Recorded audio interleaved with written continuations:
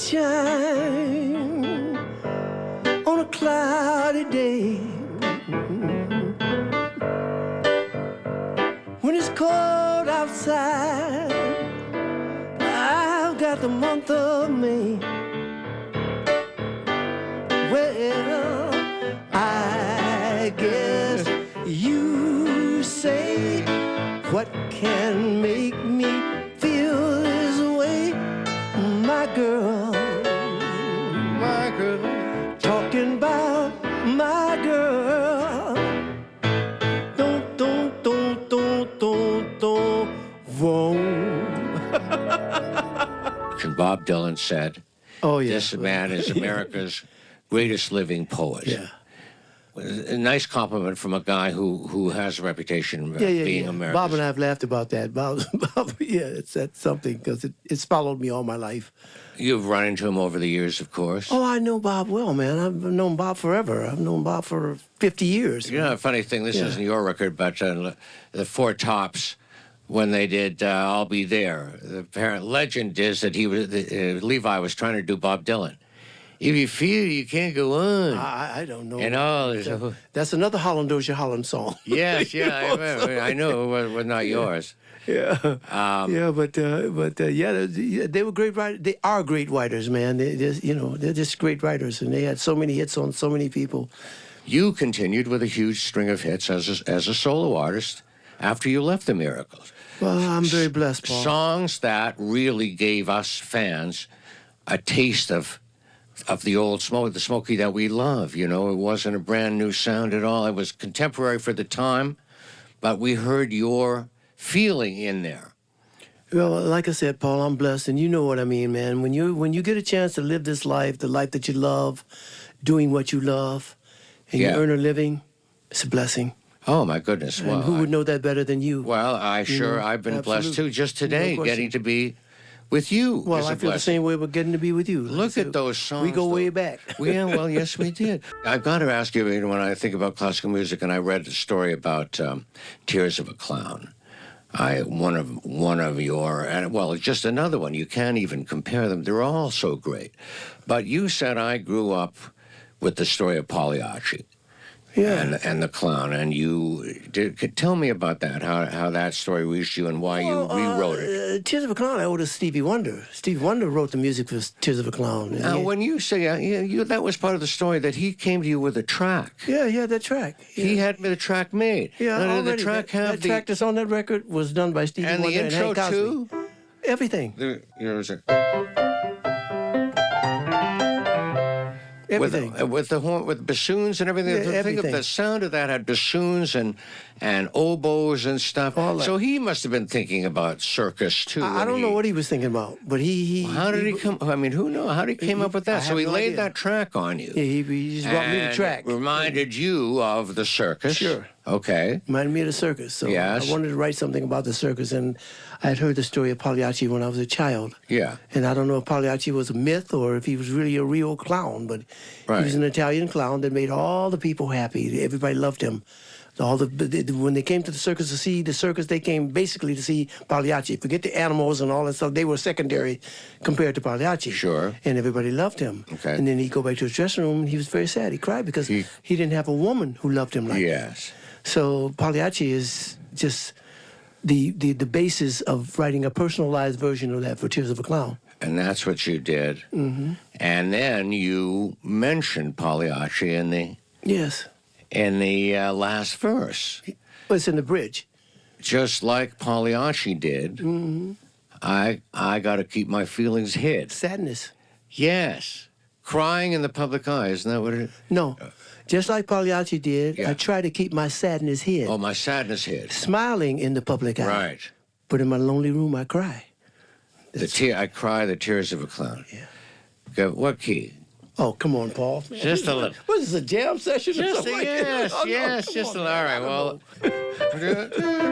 Just like Pagliacci did.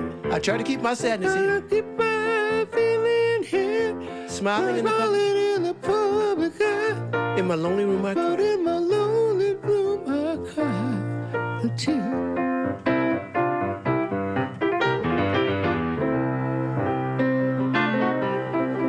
that's one of your greats. They're all just so great. My Baby Must Be a Magician. Mm-hmm. What a crazy song. First of all, it had it had like a magical sound. Yeah. And what were you thinking when you wrote that? I was just thinking about my baby must be a magician because he has the magic touch. Yes. And I actually wrote that. It wasn't a big hit, though. I wrote it as a follow-up to 100 Gets Captured by the Game. Oh, that's another. And you wrote that one, too. Yeah, and it was in the same vein. But so, did you co-write that 100 Gets Captured by the Game? No, I wrote that by myself. And would you be sitting? Do you write on guitar or on piano or either? Piano. I work on piano. You know, I see. I tinkle. Because the first chords, I mean.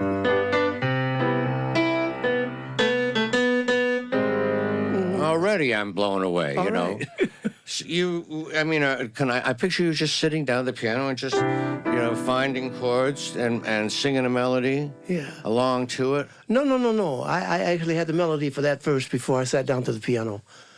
Yeah, just in your head, you mean? Yes. You're walking along the street and you get a melody without even having an instrument. Oh, yeah, all the time, man. Dun, dun, dun, dun. All the time. I'm not one of those writers who needs to isolate myself or go to the mountains for a month and be there and write. And it happens for me. It could happen while we're talking right here, right now. You could say something that would trigger something. And I'd say, and I might give you credit, too. Wow, well, that I'm not going to fool around with that. I better come up with something good. I don't need a special time or place. Well, I mean, so if you came up with that melody. And I said, I wanted to kind of jazz the chords up. They sure were jazzy. I was going to. Yes.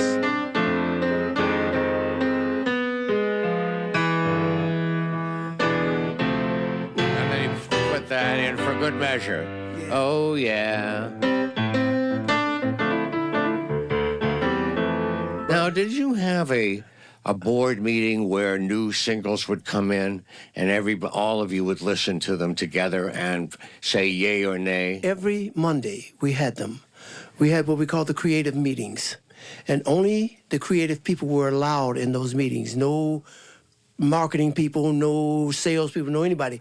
Only the writers and producers were allowed in those meetings. Yeah. They started at 9 o'clock sharp. If you got there at 9:01, you were locked out. And what we did at those meetings was we brought the music in that every producer or writer had done on all the artists, if they had some new music, and we played them. And if somebody played a record, we would ask everybody, do you think that's a hit? And if everybody said, yeah, that's a hit, it was cool. Yeah. If we said no, then we told them why it wasn't a hit. And they would go back, or I would go back. I'll use a good example for that, Tracks of My Tears. Yes. Okay, Tracks of My Tears was one of those songs that was started by Marv Tarplin, my guitarist. He gave me that guitar riff, He played that intro. So I took it and I listened to it over and over and over again. Finally, I come up with the first 3 lines of the chorus. Take a good look at my face, even smile, look at my face. You look close, it's easy to trace that you're gone and I'm not. Oh, no, that's not it. I went through 30 of those. One day I'm in the mirror. I'm not kidding you. One day I'm in the mirror and I'm shaving. And I'm looking at my face and I'm saying to myself, what if a person had cried so much until their tears left tracks in their face? Yeah. And I said, that's it. And I went and that became the Tracks of My Tears. So you invented that concept of the tears leaving tracks in your skin, the tracks of my tears. I remember hearing it as a kid, and it took me a minute to understand what you were saying, because we hadn't heard that expression before, the tracks of my tears. Sounds like it was around forever, but you made it up. Yeah. So anyway, I take it to the meeting, and I recorded it, and rather than me ending it with the chorus, there's a part that comes in between the verses. I need you, need you, need you, need. I ended it like that.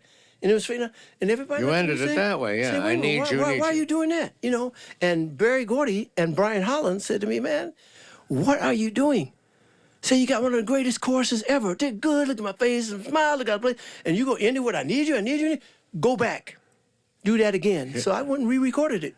Did you write another verse then? You had one last verse? No. All the verses were there. Just end with the chorus. Just end with the chorus. So I went back and redid it. Don't be so artistic, you're saying, and leave the people wondering. Yeah. Poor guy needs you. That's what those meetings were about. Critiquing the music and getting the best out of every piece of music that we could.